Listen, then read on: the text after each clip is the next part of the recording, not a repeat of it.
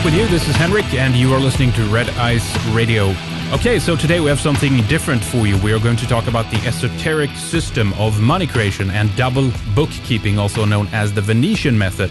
This goes back to the ancient world, to Semitic cults and their belief in Hermeticism, or magic, a sexual act of creating something out of nothing. We are going to talk about how all of this relates to how the bankers, the Semitic cult, still today rule us with debt in this same way and double bookkeeping. Our guest is Colin McKay. He's an Australian entrepreneur who has been blogging on finance, economics, and Australian politics since 2010. He's also presented his own concept of an alternate currency ecosystem called the Deror.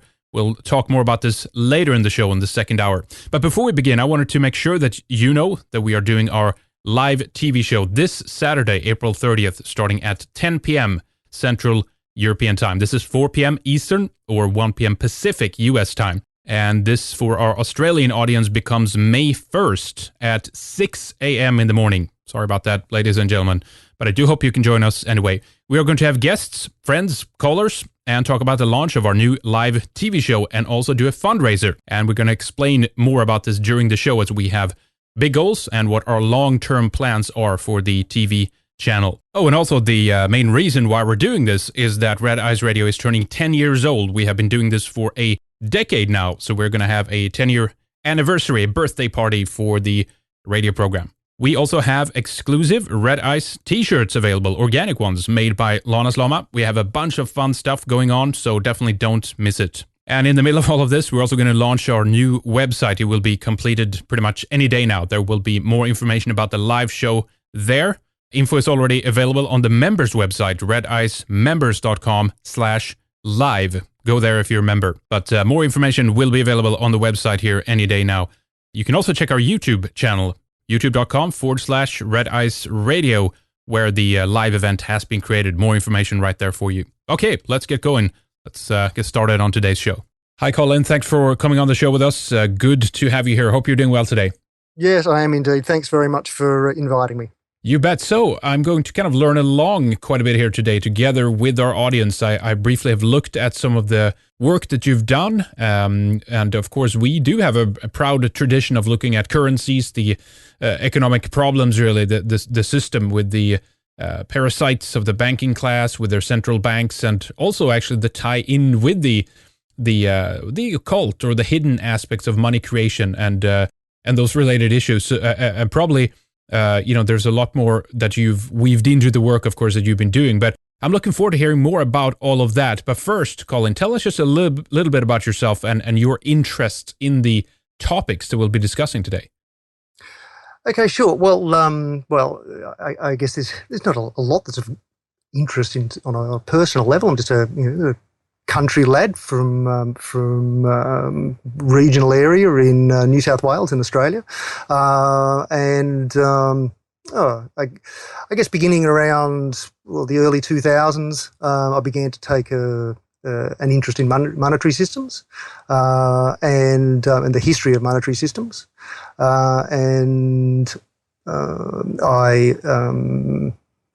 have a personal interest.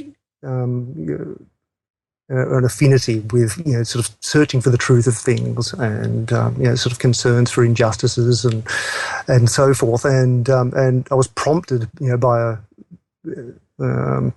a political economic event in Australia in sort of late 2009, 2010 to begin blogging on finance and economics and politics in Australia, and did that for a number of years.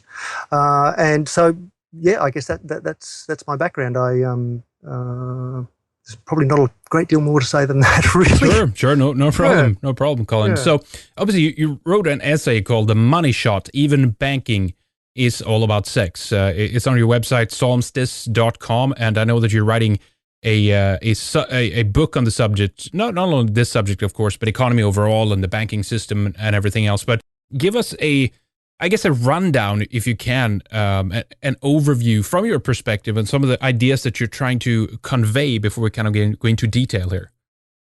Okay, well, broadly speaking, the the thesis for the book that I'm presently writing is that the foundational concepts for both double entry bookkeeping and in turn the banking and monetary system, which is all based on double entry bookkeeping or double entry accounting, and in turn then economic theories of all shapes and sizes and so on, as well as social theories and so forth, that all of these, in terms of their foundational concepts, can in fact be traced back to ancient Semitic cults and the beliefs and worship practices in that time frame. So that's, in a nutshell, I guess you could say that's the thesis that I'm tracing in the book. And last year I published an essay, which is a precursor to the one that we're presently discussing, called "On Principle and Interest, Hermetic Magic, and the Lords of Time," which perhaps laid out some of my early research on this topic, and the present essay that we're looking at is a further development of my research and understanding of these topics. Interesting. Yeah, definitely. Tell us, I mean, for an outsider who might be tuning in, who might not have heard many of the past show that we've done on the economic system, and of course some of the work that you bring to the table here as well. But what overarching, what is the problem with the monetary system and money creation overall? Well, there's many different ways that we can describe this. Huge problem, I know. Yes. Well, the fact that it is, I guess, certainly a central part of what I'm presenting is that it is, at its heart, it is fundamentally, it is fraudulent and based on trickery, and this is done through mechanisms which can in fact be easily understood, and these mechanisms, which are all built, and this is perhaps a point that I would really emphasise as it's central to the thesis, is that these are all mechanisms which are built around the concepts of double entry bookkeeping. And in fact, those concepts of double entry bookkeeping, for people who perhaps have an interest in Hermeticism and all manner of secret is perhaps a word I prefer to use as a perhaps less loaded term than occult. So right. Secret knowledge.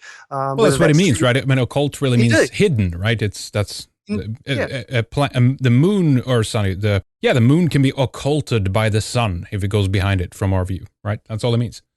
Exactly. That's right. Exactly. So, I think there's probably a lot of your listeners who would have quite a lot of understanding of some of these sorts of concepts, because some of these concepts of equilibrium and the coincidence of opposites or the unity of opposites and so on are concepts which appear in all manner of secret or hidden knowledge, and what I guess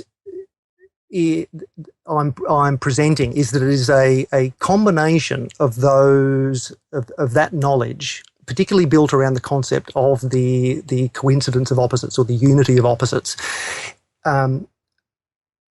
syncretized or connected with other schools of thought in history, such as the Sophists, Neoplatonism, and so forth.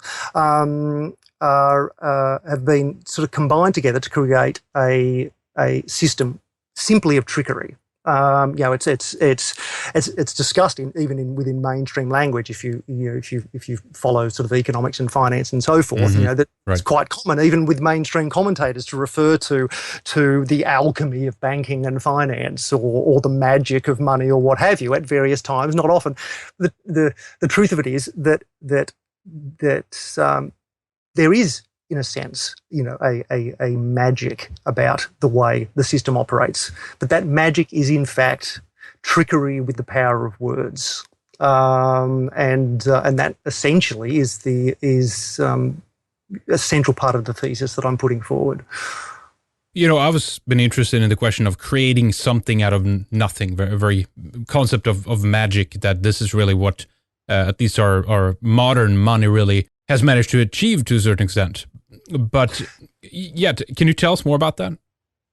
Okay, well, I guess maybe as a way of explaining this, perhaps if verbally I perhaps try to go through with you an explanation of the way in which the double entry accounting system actually operates. In the sense of the way in which money, and I use sort of quotation marks around the word money, how that is in fact created out of nothing, using double entry bookkeeping, maybe that perhaps would be sort of helpful for listeners, a way of explaining this. In that double entry bookkeeping is something which, depending on the scholars that you study, can be traced back certainly to around the 12th, 13th century, and in limited forms, but it certainly became much more formalised in the Renaissance, which in fact is actually known as the Hermetic Reformation, because the explosion of ideas and within that period was very heavily influenced by the discovery and translation of the Corpus Hermeticum, and at that time, with the explosion of interest in a number of different sort of schools of philosophy, a lot of different ideas were combined together from different schools, whether they be Hermeticism, Kabbalism, and Neoplatonism, and so on. And out of that, the pre-existing forms of double entry bookkeeping, they were developed further and formalised, and most scholars attribute the seminal work on double entry bookkeeping to a chap called Luca Pacioli, who was a priest and a magician, shall we say, and essentially in that period, the notion of abstraction is something that became a very powerful influencing force in the thinking of the times. And as I describe in the earlier essay that I wrote, the essential idea of abstraction boiled down to taking a concept and in the simplest form that you could imagine, and then dividing that idea or that object into two opposites, and that, in essence, in a very that in essence is the basis of double entry bookkeeping, and in fact an awful lot of other ideas, sciences, the standard model of physics, and so forth. And so in double entry bookkeeping, the fundamental rule in double entry bookkeeping is that for every credit there must be an equal and opposite debit. So every transaction that is entered into the ledger in double entry accounting is not entered in as a single entry. I spent $10 as an expense on this item. That single transaction of $10 spent on an item is entered into the double entry accounts as split into a $10 debit and a $10 credit assigned to a particular account. And perhaps without belabouring the point in our discussion here, those who are interested can perhaps sort of go and sort of read through my essays. What is embodied within the double entry bookkeeping system is the core concept of the coincidence of opposites. Does this, do you think, come from a belief at the time when this was developed in how things were like in nature, how things really operated, or is it something which is more metaphysical, a spiritual concept steeped in well, you mentioned, of course, Hermeticism, but we have a kind of an alchemical process weaved into this as well. Yeah, well, yeah, absolutely. All of those concepts are, I guess, embedded or certainly influenced within the double entry bookkeeping system, and what I've touched upon in the essay, "The Money Shot," is the fact that those concepts, those metaphysical concepts, those observations of nature and the apparent or the appearance of opposites within nature and the forces of nature can in fact be traced all the way back to the understandings and the ritual practices and so forth, the cuneiform writings and texts associated with in specific the ancient Semitic worship of the goddess Inanna, also known as Ishtar, and within the Greek culture later became Aphrodite and so forth. It's a whole string of connections that can be taken there. But it's what you're discussing there in terms of are these this notion of opposites and the coincidence of opposites, the meeting or the unity of opposites in a higher neutral nothing, shall we say, is something that can be traced all the way back to the worship practices of Inanna Ishtar. Well, it's interesting, because some of the first writing, I believe, that comes out in cuneiform and on the clay tablets, these small little things, and even on the rolls of scrolls, I guess it is. There is a lot of bookkeeping on them. There's a lot of receipts. There's a lot of measurement. What do we have? How much do we have? These kinds of issues. But explain this a bit for someone who doesn't quite know about this or haven't followed this line of thinking. Of kind of where this begins, the history of this, and why you think it arises to begin with. Okay, well, if we go back to the depths of history that I've reached so far, then the goddess Inanna, also known as Ishtar, was the scholars tell us was an androgyne goddess, combining the forces or the principles of the female and the male, if we're thinking in terms of gender, but on a perhaps on a metaphysical, on a spiritual level, the forces of order and disorder, or creativity, sort of creative or active force, and the passive, the opposite, passive force, and so I certainly would imagine that a lot of the process that of observation of the peoples of that time that resulted in their deification of these particular characteristics within in this goddess would have been as a result of observation of the forces of nature and the observation that there is the appearance of apparent good and apparent evil, or apparent creation and apparent destruction, and so forth within nature. And so these characteristics are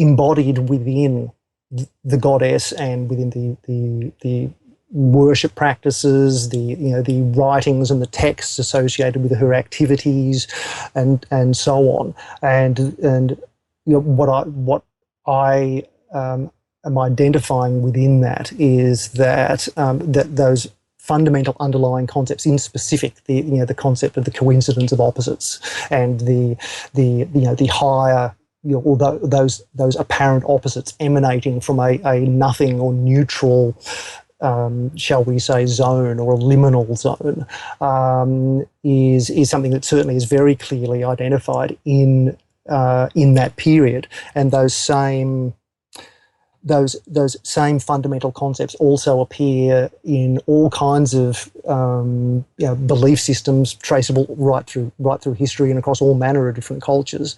But they are quite clearly, in my view, are also very clearly embodied within double entry bookkeeping, and thus the actual mechanisms of the banking system, the money system, with the particular nuance, which is critically important, that they are used in combination with the magic power of words to deceive, and that essentially is the way in which the double entry system, I've sort of shown in my earlier essay,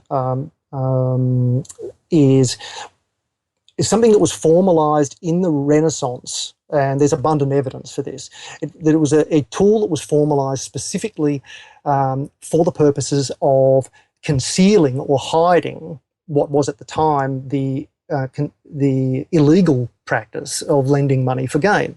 So in Europe or earlier in the ancient world. No, in Europe. So during the period of the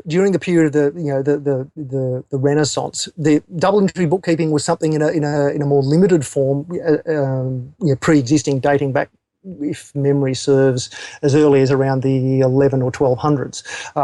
But certainly with the discovery and the translation of the Corpus Hermeticum and the explosion of interest in Hermetic concepts, the double entry system was, and in specific, what is referred to as the Venetian method of double entry accounting, was formalised by the merchants, formalised for the use of the merchants of Venice,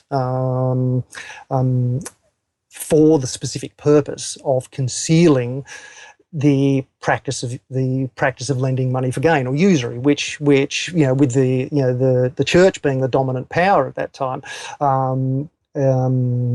viewing it as something that was both immoral and a mortal sin. To practice lending money for gain had to be done in such a way that it could be justified or concealed from the authorities, and so the formalisation of in specific the Venetian method of double entry bookkeeping in the Hermetic Reformation or the Renaissance was, the evidence is very solid that it was for that specific purpose, was to serve as a means for concealing the practice of lending money for gain. Interesting. So, what, like in the 1400s, really, this is beginning to entering into Europe then? Yeah, once again, if memory serves, it was somewhere around 1460, 1470, something like that, right. The Corpus Hermeticum was translated. Yep. And prior to that, there was a lot of interest, and there's plenty of evidence that Hermetic alchemical concepts and so forth were well known, and there was a lot of interest in those. For hundreds of years prior, but it was certainly the translation of the Corpus Hermeticum that resulted in sort of an explosion of interest in these things, and the scholarly view. I think there's a solid case can be made that the expulsion of the Jewish people from Spain in the same century, many of them coming to Italy, northern Italy, and Venice, and so forth, and bringing with them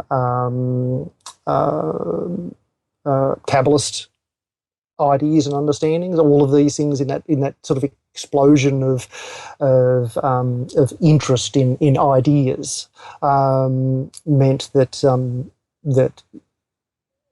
there was a lot of sort of mixing of ideas and concepts, by sort of philosophers. Interestingly enough, many of them, in fact, actually, can be shown funded by the big banking families at the time,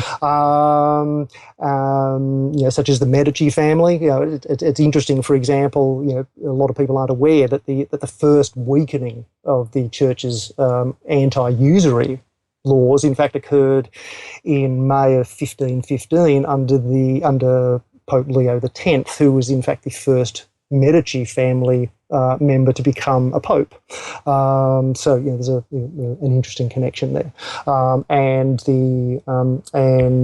told by Jane Gleason White, who authored a book called Double Entry, that Luca Pacioli, the priest and sort of magician who is credited with writing the seminal book of the Venetian method, double entry bookkeeping, that he in fact was given his chair of mathematics in Rome by Pope Leo X. So it's a very interesting period of time. There was a lot of very powerful ideas that have resulted in where we are. The systems that we have today, the beliefs and notions that we have today, and the systems that we have today, all stem from that sort of explosion of interest in ideas and knowledge in that period of the Renaissance. And when you dig into that, you find that an awful lot of the ideas and the systems that came from that period were as a result of patronage by banking families. Yeah, I mean, the Medici, they really, as you explained, they really bring forward economically, they help fund a lot of the art and whatnot that explodes at the time. And it's really also a kind of, this comes out of the creative environment of the corpus hermeticum, really, and it's a very interesting period. But this is obviously like the shadow side of all of this, right? Because we're obviously suffering immensely under this system of debt today. Interest, debt-based money, etc. Tell us a bit more about double entry. Explain that to people who don't know how that works. Okay. Well, it's something that's quite sort of difficult to explain without sort of resort to diagrams. But as we sort of earlier sort of touched on briefly, and I confess I struggled a little with attempting the explanation. The most important, perhaps basic concept for someone who's not at all familiar with double entry bookkeeping is to understand that every entry into the ledger of a transaction, whether that's a receipt of money or an expenditure of money, is not simply entered as a single item.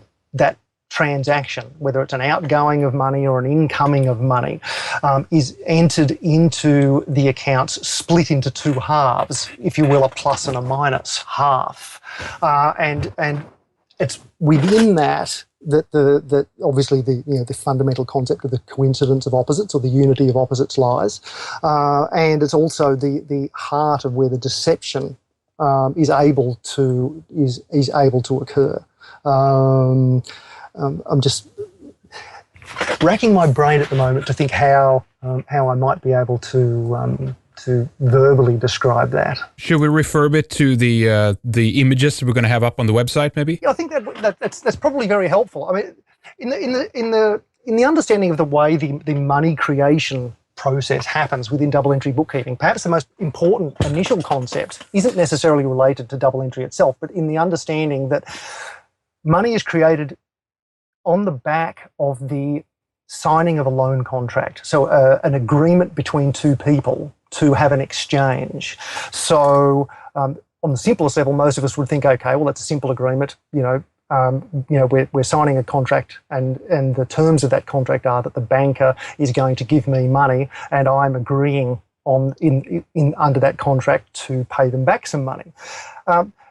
If we think about it a little bit more clearly, there's actually an exchange, if you will, a two-sided exchange being agreed to in that loan contract.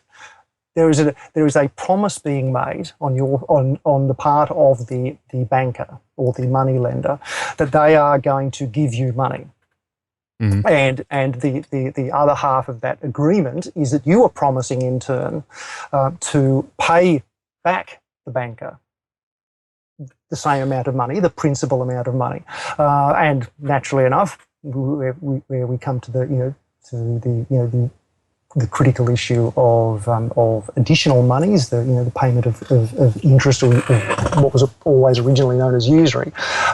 That is obviously an additional amount that you are promising to pay back to the banker.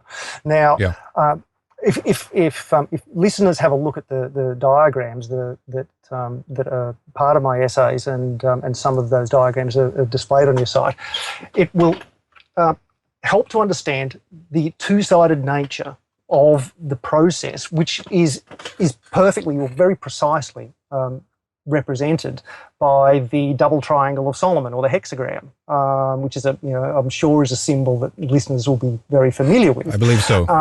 And if not, go look at the image, folks. We'll have it up on the program page, so do take a look. Follow along here, by the way. Yeah. So if in looking at those diagrams, and so you imagine yourself as the borrower of money, and you are the person who is who is looking upwards at an inverted triangle. You're looking up from the pointy end, and so on your right hand, you are promising to pay. You are incurring a liability. You are promising to pay the banker money. And that promise to pay on your part, to pay money back to the banker, is considered within the double entry system. That is a liability, and that sits in the formal principles of the way double entry accounting work. That sits on the right hand side of the ledger. On the left hand side of the ledger, is an asset. And that asset is the promise to pay that the banker has made to you. They're going to give you money. So in your double entry account, if you will, you have on your left hand an asset, being the promise that the banker has made to give you money, and on your right hand you have a liability, a promise that you have made to pay the money back to the banker. Flipping all of that over to the opposite side. Exactly the same thing. So if you were to imagine spinning that triangle back to the pyramid form as you look at it, then the perspective from the top of the pyramid, looking down from above, is the perspective of the lender, or the money lender. And exactly the same rule of assets on the left and liabilities on the right applies to the banker. So he is looking down from above, and on his left hand is what he considers to be his asset, and that is your promise to pay him back the money that he's lending you. And on his right hand is his liability, which is his promise to pay you money. And that symbolism encompasses the totality of both the double entry bookkeeping system, and also the complete perspective of the two opposites in the transaction that is being undertaken in the process of money creation. This is a very occult idea, of course, in terms of trying to understand the process, but also interpreting it in a symbolic nature, of course. And of course, it's a very charged symbol too. It goes back to the ancient world, and you talked about if you will, the Semitic origins of this. What else should we know about that, and how that is used against us? So you're saying this system that was created in the ancient world, carried into, or maybe reformed and even further implemented in the Venice era, is still with us today, right? Yeah, absolutely. I mean, what is being represented, what is represented there, perfectly precisely, is in fact the manner in which the system works. There's a few more details that we will need to touch on. I should sort of clarify that when I'm saying that this is a system which can be traced back to the ancient world, what I'm speaking of is the underlying core concepts of the coincidence of opposites, and more specifically, which I think is important for us to go into, is the notion of the inversion of values. In the worship practice, in the texts associated with the worship of the goddess Inanna or Ishtar. The the texts and the scholarly interpretations of this tell us that the ritual practices involved in the worship of the goddess were essentially the ritualized inversion of traditional norms. Traditional gender roles. Male and female. The division sort of between species. Sort of human and animal, and so forth. All of these quite correct understandings of the natural world were identified at that time, and in the ritual worship practices associated with the goddess, these traditional norms, these traditional understandings and or values, if you will, they were inverted in that process. So there was to cite examples, there was cult worship, practitioners would, males dressing as females and vice versa. There's evidence shows that from what's called the games text, for example, that that adults would participate in children's games and so forth. All of these things, many of which are still with us today, for example, things like jump rope and hide and seek and so forth, can all be traced back to the games text in the ritual worship practices of Inanna Ishtar.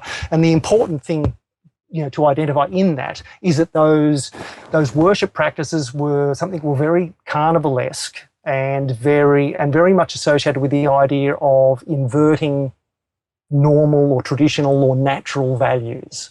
Right. And the reason for that is the view that the opposites that we observe in nature are these forces within nature are things that can be brought under control. In particular, the more damaging forces. And so this is something that's that's quite important to understand. Is that the goddess was viewed as being the goddess of love or sexual activity and war.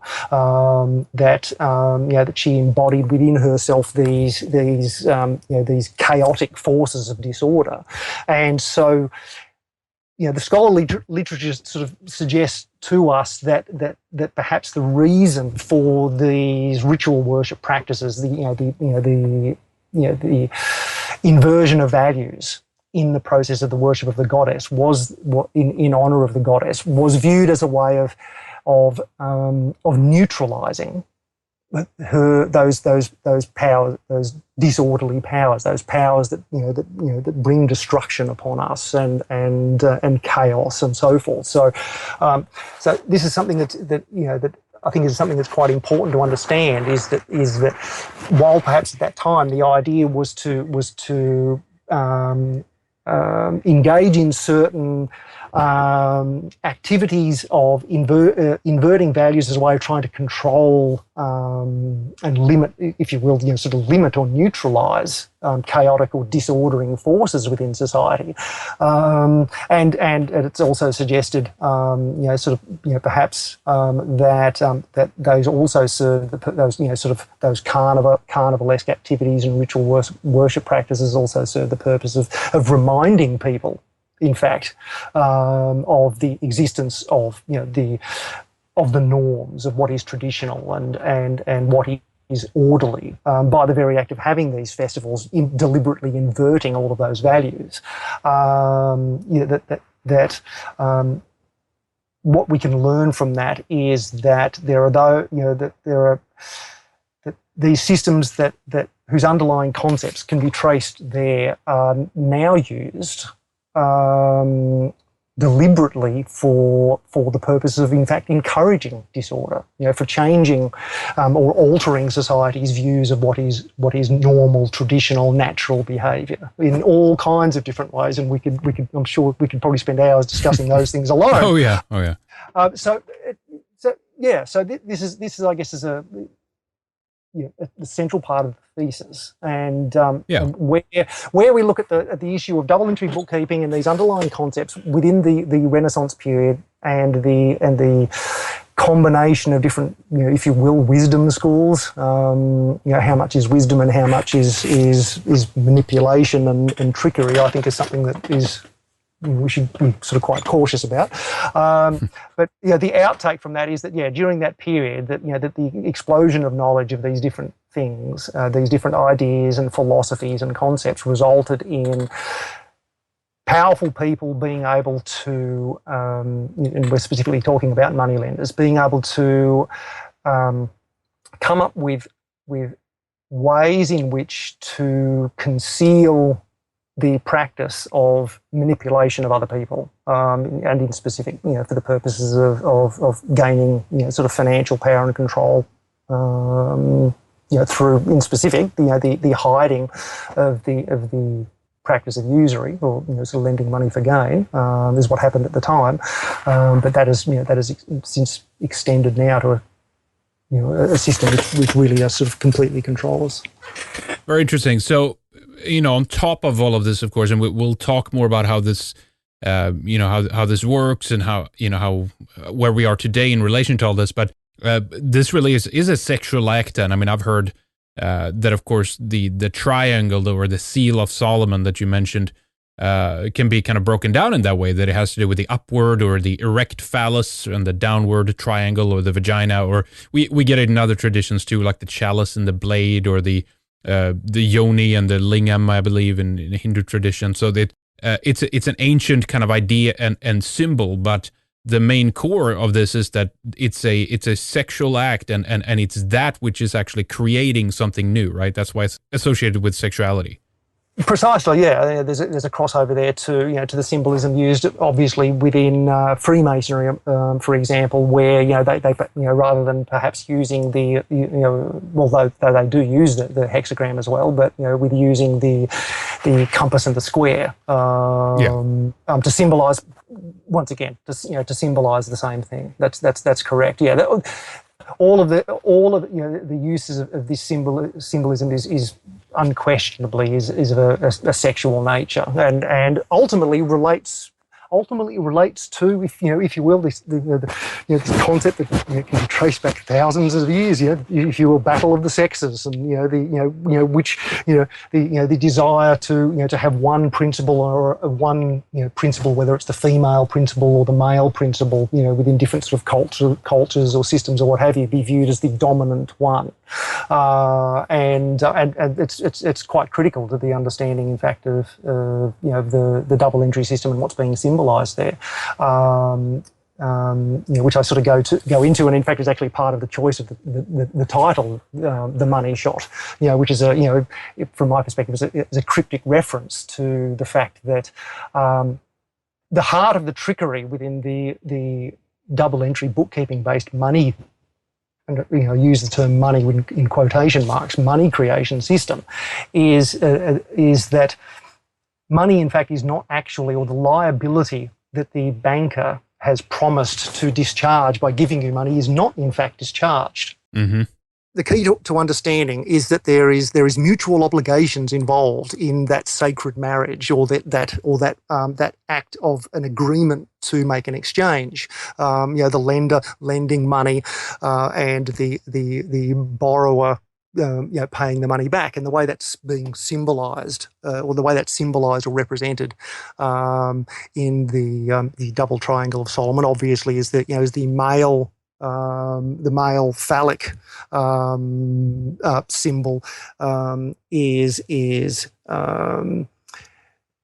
has made a promise to discharge the principle, the substance, or the essence to the female, or the receiving, if you will, passive principle, and in return, she is, as part of her sacred obligations, is going to repay the male principle with the first fruits of her labour, a firstborn child. Monetary child is really what we're talking about here. And where the deception in the way the money system works actually occurs, is that and as is shown in my essay, and is also brilliantly proven by a Professor Richard Werner, is that within the way that our money system works, the banker does not, in fact, discharge his liability. He, in fact, engages in word trickery or word magic or speech magic to quite simply to engage in an act of alchemy, to transform, by using a different name, quite simply, his liability to the receiving party, to the borrower, such that what you receive or what you believe to be money in your bank account, supposedly lent to you by the bank, is not, in fact, actually from a legal perspective, and this is very important, from a legal perspective, is not, in fact, money. It is not an actual discharge of the liability of the bank. The bank, in fact, still owes you money. What your bank account is quite simply is a record of the banker's promise to pay, of their promise to discharge the liability to you, and how this works is described both through the use of the hexagram diagrams and also through reference to the work of Professor Werner and the tables from some of his papers. Yeah, is there anything more you can say about his work? I'm not familiar with it, but it does, I guess, underline some of the things that you pulled out in your essay and in your work. Sure. Well, from my perspective, Professor Werner or Professor Werner, I'm not 100% sure what is the correct pronunciation, is, in my view, is one of the very few economists in the world who actually practices science, in that his research, is done by the inductive method, rather than the deductive method, which is essentially what all all economics really operates on the basis of sort of deductive reasoning, he worked for quite some time in Japan, and he has written a book which I believe was a bestseller in Japan, called Princes of the Yen, with regard to the way the Central Bank of Japan has worked and operated, essentially from the period after the Second World War right through to through the period of the growth of the Japanese economy into an industrial manufacturing power, to then the transition to a real estate bubble economy, and then that bubble economy exploding and collapsing, and he, without sort of going into all the details, it's far better perhaps if sort of listeners go and watch the documentary that was made on the basis of his book, also called Princes of the Yen, which is on YouTube. He exposes very well that it is quite possible, and in fact, the Central Bank of Japan is a perfect example of the fact that the power to create credit is a tremendous power which can be used for very positive purposes.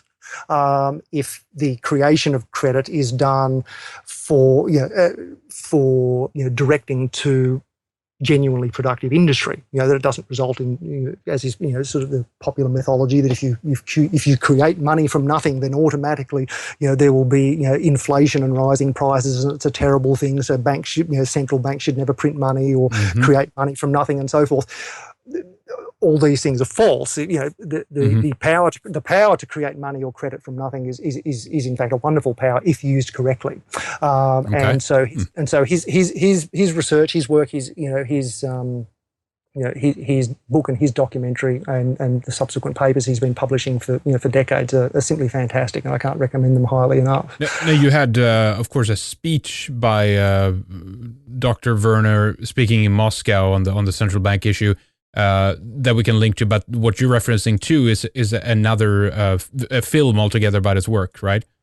Yes, that's right. Yeah, yeah. In my essay at the beginning of the essay that I had published on my blog, I reference a section in a lecture that Professor Werner gave at the Russian Academy of Sciences, where he, in a matter of a few minutes, brilliantly explains how, in fact, from a legal perspective, which is very, very important, how from a legal perspective the money system actually works. And so our understanding of money and banking and what we actually have or do not have in our bank accounts is completely different from the legal reality. And so this idea that we believe we have, that say for myself, I have no debt. But money that I may have in the bank, which I believe that is real money and that I own that money, it's not in fact true. Legally, it isn't. Legally, it is not my money. I am in fact a creditor of the bank. The bank, Right. the bank in fact owns that money, and the legal reality of that all stems back to the double entry bookkeeping process and this critical step in the lending process where the liability of the bank to discharge their promise to you to pay you money is not in fact discharged. They instead simply transform. They perform a magical act, an act of alchemy. They transform their liability, their promise to pay, or their IOU to you, from in the language of double entry, from being an accounts payable, so an account that they have to pay to you, they transform that into a client deposit.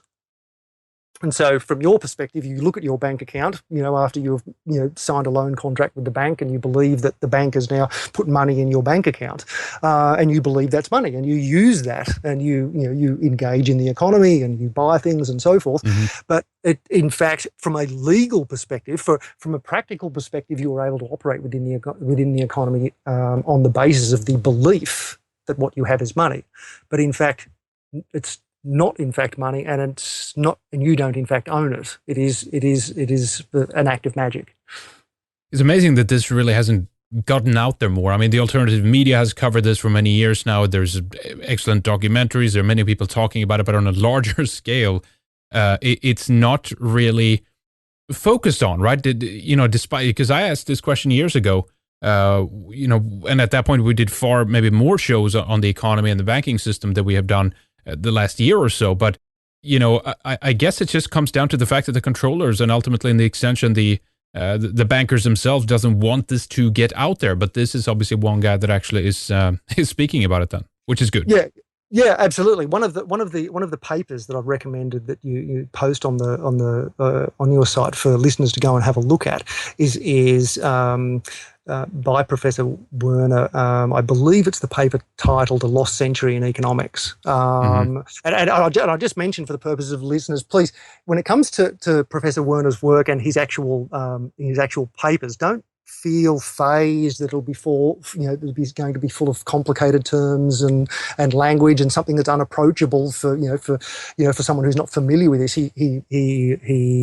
Even his academic papers are written in a manner which I personally think are quite approachable for anybody.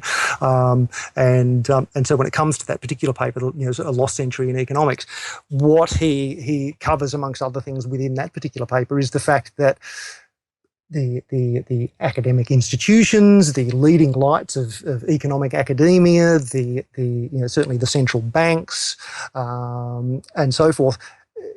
While he doesn't say so directly, you can certainly read between the lines that certainly over the last century that they have conspired to hide from public view the way in which the money and banking system and the economy actually works in truth. Because the fact that banks create money out of nothing in the act of lending, that the so-called money supply is created from nothing when banks extend a loan, and that they don't, in fact, act, as is popularly believed, as intermediaries between savers and borrowers. That this knowledge, this was something that was very well known 100 years ago, and it's sort of very interesting, sort of studying the history of money and sort of ructions in economies and discussion in the popular press and within academia of these things, that this is something that was known 100 years ago, and it's been essentially carefully concealed through all manner of different mechanisms. Even ones as simple as creating something which has come to be known as as a Nobel Prize for Economics, which is in fact not really anything to do with the Nobel Committee. Is something that was financed by the Swedish Central Bank, for example. Yeah. As a way of as a means of elevating the views of academics in relation to the banking and money system, whose views are wrong.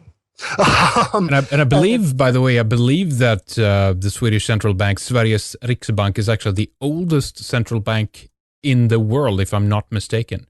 I think that's correct. Yeah. Yes, that's which right, is interesting. Yeah. Very, very interesting. It is indeed. Yeah, that's right.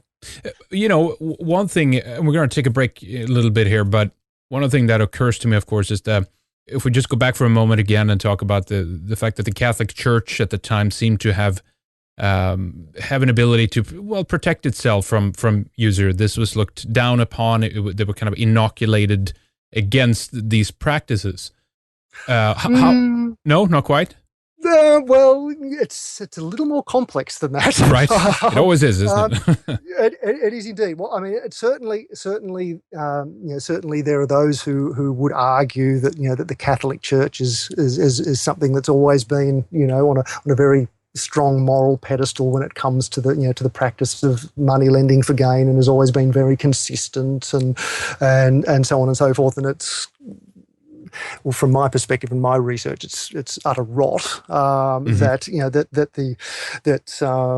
while on an official level, the practice of lending money for gain was prescribed and sanctioned, and this is something that's not allowed to happen. That senior clerics in particular, within the church were very heavily involved in money lending themselves. If often, for example,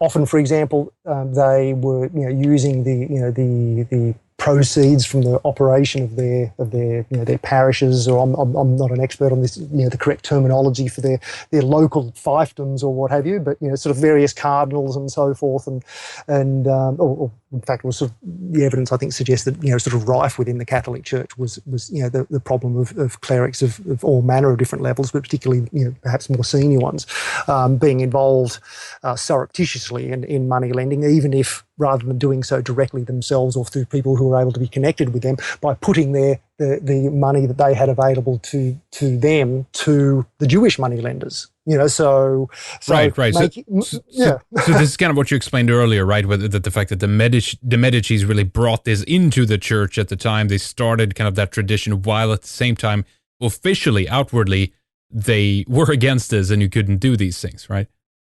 Well, I wouldn't 100% sort of nail it down to being able to say that it was specifically the Medicis who were to blame. There was various banking families, both sort of within Florence, obviously, which was sort of the home of the Medicis. The Borgias, right? The Borgias was one, another powerful family. Yeah, precisely. Yeah, this whole process of the question mark about the official stance and the unofficial stance in relation to lending money for gain, sort of within, sort of within the Catholic Church, and something is, is something that really has to be looked at in the context of many, many, many hundreds of years of history. Sure. I guess, sorry to interrupt, Colin, but let's touch upon this point here, though, before we take a break. And it was more, I guess what I more wanted to get to is the fact that this transformed, the fact is that the environment in Europe changed, and at some point, and I'm not, maybe this, it went from more or less being looked down upon to being a practice which many different countries, did, basically. And this is, of course, kind of run by when some of the central banks and whatnot move in. But is there any kind of clear indication what kind of turned the tide, or how they went from at least officially kind of looking down on that practice to practicing it? Well, from my perspective, from the research that I've done, it seems to me that really that period of the late Renaissance, the sort of late 1400s through sort of mid 1500s, is really the critical period, because a combination of a couple of things. Obviously, that explosion of knowledge and information relating to the Hermetica and the influence of Kabbalism and a variety, and Neoplatonism, and a bunch of different, schools of philosophy and understanding that came out of that period, combining together in specific in the formalization of the Venetian method of double entry bookkeeping, and that being then sort of if you will, I guess you could perhaps argue being promoted in a sense from the highest level. As I was saying, the man who, as it were, wrote the book on the Venetian method of double entry bookkeeping, Luca Pacioli, was his patron was the first Medici Pope, Leo X, gave him his chair of mathematics at the University of Rome, and so. The combination of the ability to conceal the practice of money lending through for gain, or the practice of usury, which was still officially by the church considered to be a mortal sin and you can't be done, that the double entry, specifically the Venetian method of double entry bookkeeping, enabled the concealment of that practice, which is very critical from the point of view of especially from the very wealthy bankers, because under church law, if you were considered a usurer, well, when you died, well, then you were under sort of canon law, as I understand it, it was considered that your heirs could not receive the inheritance of your money because it had been achieved through the act of usury. So it was very important to be able to present, as it were, proof that your wealth had not been acquired through usury, and that's obviously that's where the evidence shows that the double entry bookkeeping system came into play there, and then more specifically the turning point event, I think, which I referred to before, when Leo X, I guess you could say, first weakened the official position of the church on the practice of usury in 1515, where essentially what his proclamation gave license for essentially what were called charitable banks operated by the clerics. So essentially, official church sanction for practicing usury if it was being done for charitable purposes to help the poor by these banks that were being operated by clerics. And the argument is made by some scholars that action was taken of weakening, if you will, the official position of the church on money lending for gain because of this problem of clerics being involved in money lending for gain themselves, being such a problem rife within the church and such a source of controversy for quite a long time. And so it was considered that was a way of, if you will, sweeping the problem under the carpet by saying that that these cleric-run, supposedly sort of charitable banks were morally okay, and the church was okay with those. My personal position is there are some scholars who argue that those charitable banks by the church were a good thing. It's a very sort of complicated area. There are others who argue no, that they weren't, and so the very rigid kind of view with regard to money lending for gain should have applied and stayed consistent. I think it's fine for it to be considered an open question. I think the more important observation to be made is simply that was the point in 1515 when conveniently a Medici Pope made a decision to alter the official position of the church when it came to lending money for gain, at a time when also this mechanism for, but only in the case of the if you will, the cleric or church-run charitable banks. Mm-hmm. So for everyone else, it was still verboten. Right, of course. And at the same time, this wonderful new mechanism, the Venetian method of double-entry bookkeeping had been developed. So yeah, I think I think that really was the turning point. That period, the late 1400s through mid 1500s. Interesting. Yeah, there's a lot to, of course, say about this, and we have many more things we want to get into in the second half, and continue to talk about your essay, of course, your upcoming book, and everything else. But give us a bit of more information about some of the other things that you're working on. If you want to mention the, see if I can pronounce this. Is it Doro or Deror, right? Deror. Yeah. I mean, I personally pronounce it sort of quite quickly as drawer. Drawer, there you go. All right. Yeah, but I understand that perhaps it could be sort of pronounced in many different ways. That's an alternate currency system concept that I developed and first presented a number of years ago. And in many respects, and I hope actually we'll be able to go into a little bit more detail in the second half. In many respects, it's a design for a currency system which I believe is a if you will, an antithesis or a direct antidote for the way in which the present monetary system works. And perhaps we can sort of go into details, and I can explain how that works and draw the direct comparison back to the way the present system works. Yeah, exactly. Let's definitely go into more detail. Give us the website for that, where people can find a bit more information, and also your blog where you have the essays and everything else. Yeah, sure. Well, the alternate currency system website is Deror, DEROR, Deror.org, and my personal blog, where these essays that we're discussing have been published, is Psalmistus. So Psalm, as in the Book of Psalms, Psalmistus, PSALMISTICE, psalmistus.com. All right, very good. Can people find you on Twitter, Facebook, anything like that? Is there anything you want to give out?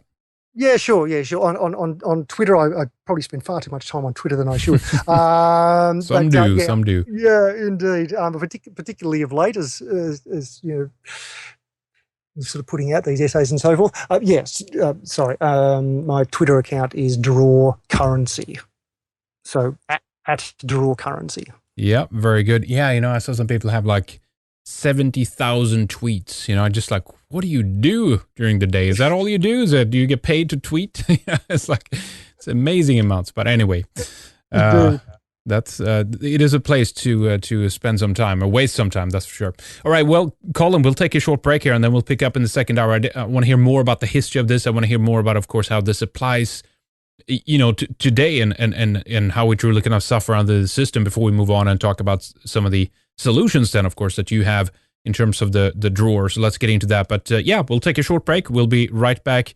Ladies and gentlemen, stay with us, Colin. We will return shortly. As you know, if you're a regular listener, second hour is coming up. We're going to continue to discuss the topic at hand with Colin McKay about alternative currencies and the origins of the money creation system. We're going to talk more about the Deror, the alternate currency ecosystem, and pick that apart and see what makes it tick. It's an interesting continuation, so definitely don't miss it. But as we begin the second hour, we are going to close off the subject on how Semitic cults rule the banking system with double-entry bookkeeping. When you want to hear the second hour of this or any of our previous shows, go to redicemembers.com and sign up for a membership with us right there. All right, we'll take a short break right here. We'll be right back with the second hour, but don't miss the live show this Saturday. I'll keep reminding you about that, but we'll take a short break. We'll be right back.